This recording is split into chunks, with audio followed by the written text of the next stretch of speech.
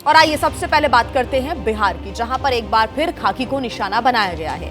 72 घंटे में यह दूसरी बार है कि हमले में पुलिस अधिकारी को अपनी जान गंवानी पड़ी। 12 मार्च को अररिया में एएसआई के साथ धक्का मुक्की हुई और इसमें एएसआई राजीव कुमार की मौत हो गई। और अब ये जानकारी मिल रही है कि बिहार के ही मुंगेर में एएसआई संतोष कुमार की हत्या कर दी गई।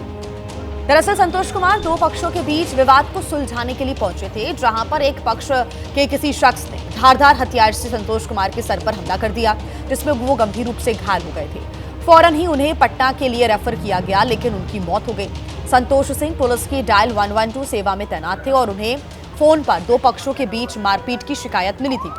पुलिस 3 लोगों को हिरासत में लेकर फिलहाल पूरे मामले की जांच कर रही है, उनसे पूछताछ भी की जा रही है। हालांकि क्या कार्रवाई की जाती है ये देखना होगा, लेकिन सवाल उठाती एक बार फिर से घटना सामने आई है बिहार से, जहां के मुंगेर में एएसआई संतोष सिंह की हत्या कर दी गई। विवाद की जानकारी मिली थी कि 2 गुटों में विवाद हो गया है, झगड़ा हो गया है। उसको सुलझाने के लिए पुलिस पहुंची थी और पुलिस पर ही लोगों ने हमला कर दिया। विवाद को सुलझाने के दौरान ही उनके जो पक्ष लड़ाई कर रहे थे उसमें से किसी अज्ञात आदमी के द्वारा किसी आदमी के द्वारा उनके सर पे प्रहार किया गया है, जिससे उनके सर पे काफ़ी ज़्यादा चोट आई है। सूचना मिलने पे तुरंत थाने की टीम वहाँ मूव की, जिला की टीम वहाँ मूव की, उनको तुरंत लाया गया है, यहाँ हॉस्पिटल में भर्ती करवाया गया। इनिशियल इलाज करवा के उनको तुरंत पटना हायर सेंटर के लिए रेफ़र किया गया है। इसमें जो लोग भी शामिल हैं उस पर हम लोग काम कर रहे हैं, त्वरित कार्रवाई करते हुए इसमें बहुत जल्द हम लोग गिरफ्तार। देखिए 2 दिन पहले यानी कि 12 मार्च को बिहार में ऐसी ही घटना सामने आई थी। बिहार के अररिया में पुलिस की एक टीम अपराधी अनमोल यादव को गिरफ्तार करने के लिए पहुंची थी। जब कुछ लोगों की पुलिस के साथ नोकझोंक हो गई तो इस दौरान एएसआई राजीव कुमार बेहोश हो गए और उसके बाद उनकी मौत हो गई।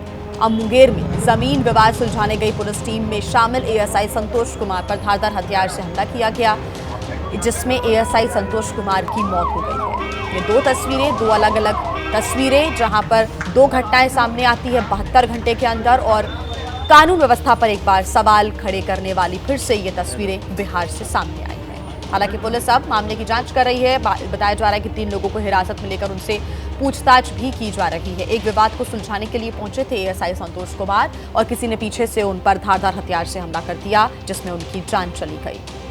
तो देखिए बिहार में 2 दिन के अंदर 2 एएसआई की मौत होती है। अररिया में एएसआई की मौत हुई, जबकि मुंगेर में भी एएसआई की हत्या कर दी गई। इसको लेकर अब बिहार में सियासी पारा चढ़ गया है। बिहार की मुख्य विपक्षी पार्टी यानी कि आरजेडी नीतीश सरकार पर हमलावर है, तो बीजेपी इसे सोची समझी साजिश भी बता रही है। तो वहीं जेडीयू का कहना है कि बिहार में किसी भी हालात में अपराधियों का मनोबल बढ़ने नहीं दिया जाएगा। बिहार में लॉ एंड ऑर्डर पूरी तरह से चौपट हो गया है। आदरणीय मुख्यमंत्री जी पूरी तरह से अचेत अवस्था में हैं। 3 दिनों के अंदर 2 पुलिस वाले की हत्या हो गई। एएसआई की महाजंगल राज बिहार में कायम हो गया है। कानून व्यवस्था की धज्जी अपराधी उड़ा रहे हैं। अब पुलिस वाले भी जब सुरक्षित नहीं रहे तो बिहार में आम लोग तो भगवान के भरोसे हैं। बिहार में जिस तरीके से पुलिसकर्मियों को निशाना बनाया जा रहा है, यह किसी सोची समझी साजिश का हिस्सा हो सकता है। सरकार को कैसे बदनाम किया जाए, इसका यह विपक्ष का तरीका भी संभव है, लेकिन अपराधियों को यह समझना और जानना होगा राज्य में सुशासन की सरकार है और कानून का राज। ऐसे तत्वों की जगह जेल में है। इन लोगों के साथ सरकार सख्ती से पेश आएगी, चाहे वो कितने भी रसूखदार क्यों ना हो। यह घटना अत्यंत पीड़ादायक है।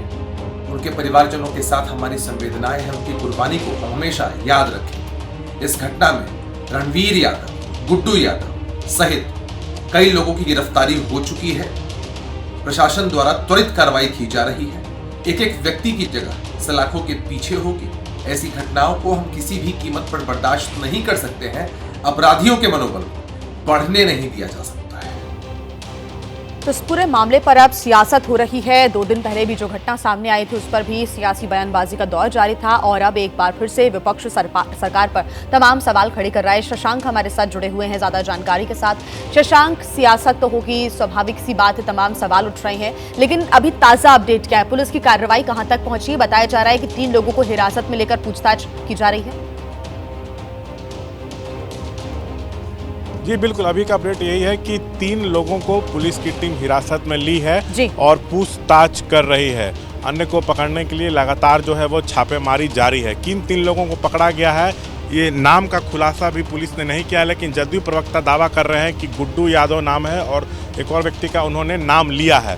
वैसे बहुत ही दुखद घटना है। अभी देखिए, अररिया में एक पुलिस वाले की मौत हो गई, कारण तो हार्ट अटैक बताया गया, लेकिन वहाँ भी भीड़ ने उन पर हमला कर दिया था। अब ये पुलिस वाले दो पक्षों के बीच जो मारपीट चल रहा था उसको सुलझाने गए थे, वहाँ इन पर हमला हुआ, पटना में मौत हो गई। तो कानून व्यवस्था पर लगातार सवाल उठ रहे हैं।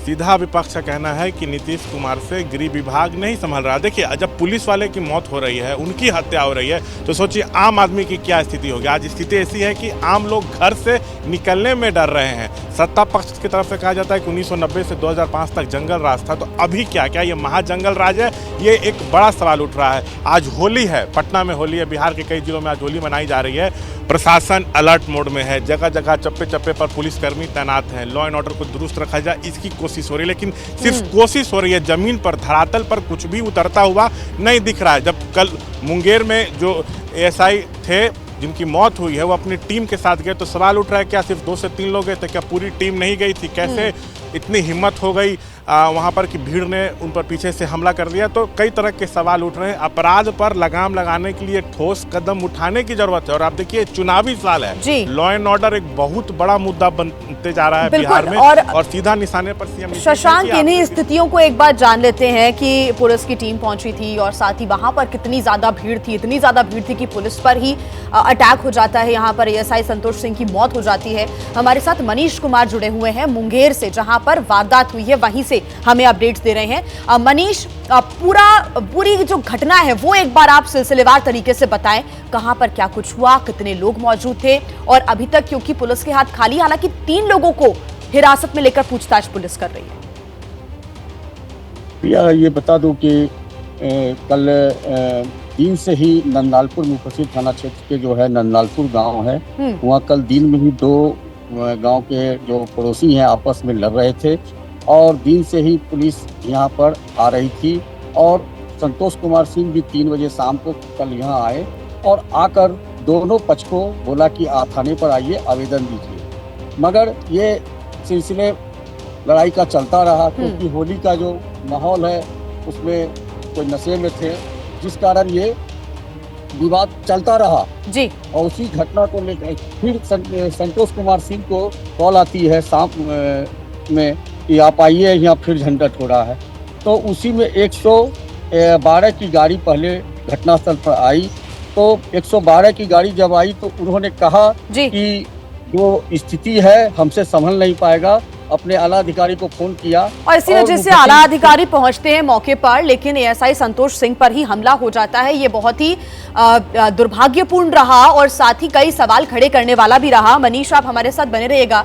शशांक, अब सवाल यही उठ रहे हैं कि क्या इतने ज्यादा बेखौफ हो गए हैं बिहार में, क्योंकि लगातार अररिया से भी उस प्रकार की घटना सामने आती है, लोगों को कोई डर नहीं है, कोई खौफ नहीं है, और मुंगेर से भी ऐसी ही घटना सामने आती है। पुलिस वालों से जब स्थिति नहीं संभलती है तो आला अधिकारियों को पहुंचना पड़ता है, लेकिन स्थिति और ज्यादा बदतर हो जाती है। ऐसी व्यवस्था है, ऐसा लग रहा है।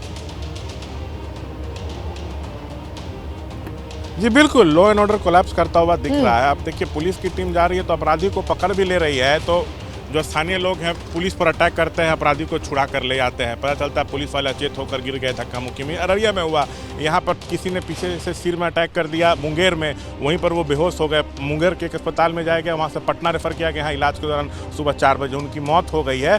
तो पुलिस व्यवस्था किस तरह से चल रही है, ये एक बड़ा सवाल है। देखिए, अपराध पर लगाम लगाने के लिए ठोस नीति अपनाने की जरूरत है। अब चाहे वो नीति एनकाउंटर नीति हो या जो भी हो, अपराधियों में पुलिस का खौफ हो, ये सबसे जरूरी है। आप जिस तरह से पुलिस वाले मृत्युंजय तिवारी जी हमारे साथ जुड़ गए हैं, आरजेडी के प्रवक्ता हैं। शशांक, आप हमारे साथ बने रहिएगा, अपडेट्स हम लेंगे आपसे। मृत्युंजय जी, क्या चल रहा है ये, और एक बार फिर से मुंगेर से ऐसी घटना सामने आती है बिहार में कानून व्यवस्था पर सवाल खड़े करने वाली। मृत्युंजय जी, देखिए पिछले 3 दिनों के अंदर ये दूसरे एएसआई की मौत हुई है। अररिया में एक दिन पहले ही इस तरह की घटना हुई थी, जब एक एएसआई गए थे वहाँ पर अपराधियों के पास, वहाँ पर जा करके उन्होंने, पुलिस ड्यूटी में गश्ती में थी जी। और इसके बाद अपराधियों ने उन पर हमला कर दिया और उनकी मौत हुई। बाद में पुलिस ने बताया कि हार्ट अटैक से मौत हुई है।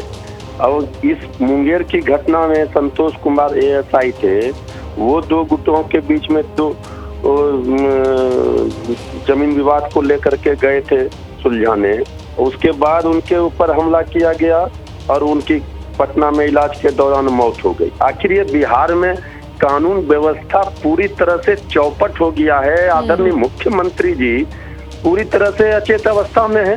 ये अपराधी राज, महाजंगल राज कायम हो गया है। मृत्युंजय जी, बीजेपी और जेडीयू कह रही है कि ये तो सरकार को बदनाम करने की साजिश हो रही है। देखिए, जब सरकार को बदनाम करने की साजिश बोलने वालों को थोड़ी सी भी शर्म हया होनी चाहिए। जो वर्दी वाले पुलिस हैं, जिनके ऊपर जिम्मेवारी है जनता की सुरक्षा की, अब वो सुरक्षित नहीं रहे। ठीक, तो आम जनता तो भगवान के भरोसे है। जिनकी सरकार है उनसे सवाल करना यहाँ पर बहुत जरूरी है। नीरज कुमार जी हमारे साथ जुड़े हुए हैं, जेडीयू से प्रवक्ता हैं। नीरज कुमार जी, क्या चल रहा है बिहार में?